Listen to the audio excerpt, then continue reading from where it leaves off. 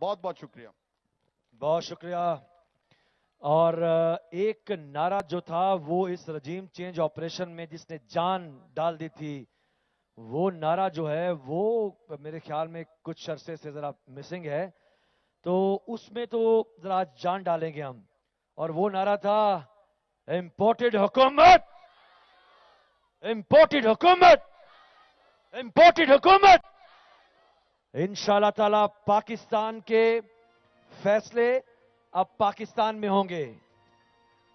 جیسے قاسم سوری نے بھی آپ کو بتایا، یہ لوگ بھی ڈٹ کے کھڑے ہو گئے تھے رجیم چینج آپریشن کے اولین جو معاملات تھے اس میں.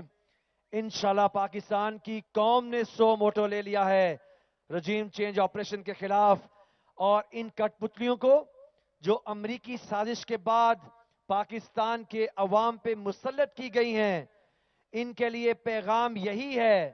حقیقی آزادی کی اس جدوجہد کے سرخیل، اس کے کمانڈر، اس کے جو ہراول دستے کے سپاہی عمران خان صاحب کا، کہ پاکستان کے فیصلے اب پاکستان کی قوم کرے گی. پاکستان کے فیصلے پاکستان کی، پاکستان کے فیصلے پاکستان کی، پاکستان کے فیصلے واشنگٹن میں نہیں ہوں گے.